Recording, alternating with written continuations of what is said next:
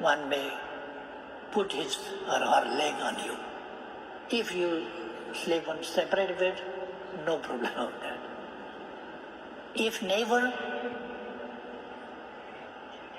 something happens, once a small girl goes to neighbor, she breaks a plate.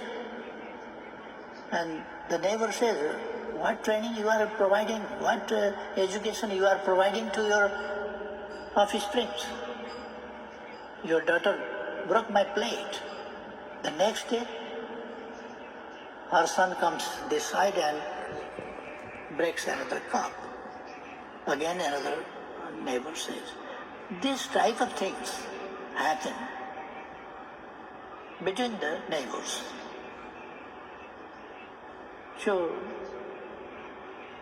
if neighbors, inside the family there are always a little bit small problems, but they are not that much serious.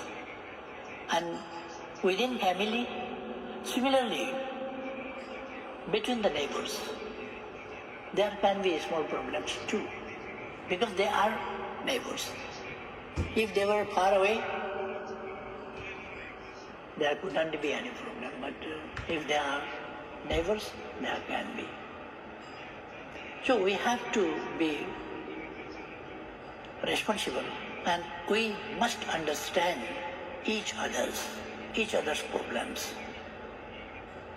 So, in my opinion, there are not that much serious problems which we cannot resolve between our southern neighbor and us, and similarly northern neighbor and us.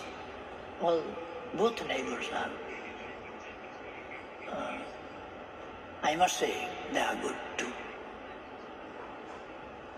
I'm glad you emphasize people to people, because at the end of the day, that's what it takes. People to people, not just at the high level, but at the ordinary, every level.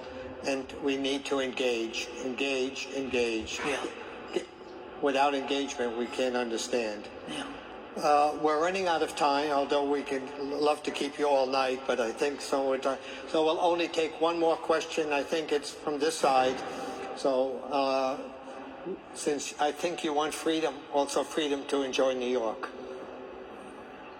Thank you. My name is Alejandro. I'm a sophomore majoring in statistics and political science. Your Excellency, as you have rightly emphasized on the lines of climate change, Nepal, despite being landlocked, is intricately connected to the global environmental ecosystem, including the oceans. Given the shared responsibility we all have in protecting the planet, how would you incentivize coastal nations to mitigate ocean contamination, recognizing that such pollution, through its far-reaching impacts, ultimately affects the high-altitude regions of the Himalayas and the promise of, as you call it, a happy Nepal?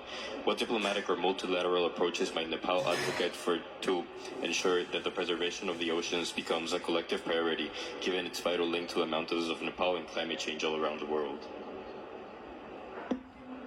That's a large question, so I'll leave it to you to answer as you wish. Yeah.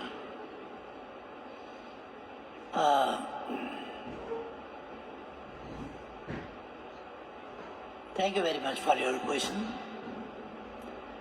Again, you raised a question about conservation, climate, etc. How many questions were there? Excuse me? How many questions were there? Well, he's asking the effect of the oceans as well on yours, and what is your position, and how do you handle it? You are landlocked, so you may not... Yeah.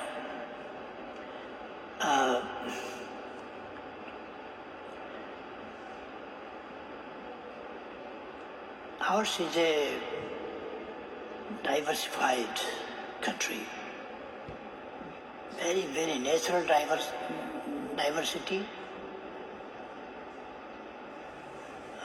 geographical, biological, botanical, social, different type of diversities are there. Mount Everest and other mountains, more higher than 8,000 meters, higher than 8,000 meters. There are some 14 peaks more than 8,000 meters altitude. There are peaks, but we talk about one range, then there are 800 meters, 8 mountains, more than 800 meters, 8,000 meters altitude. So it's unique. And similarly, there are diversities among the animals, grasses, plants, etc. And animals, species, birds, everything. We are conscious about to protect those animals. We have elephant, rhino, and so on. We have dolphins, yaks, etc. at the hilly areas. In the mountain areas, we have elephants and yaks, etc., gaidas, etc. And peacock and other different types of, more than 6,000 or more birds we have. Similarly, varieties of fishes, varieties of animals, and so on. And it makes ecosystem. And it makes real nature.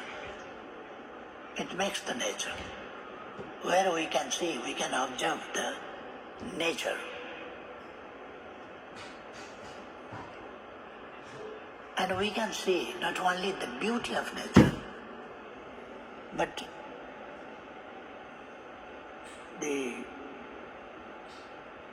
we cannot imagine that magic of nature. We are working to conservation,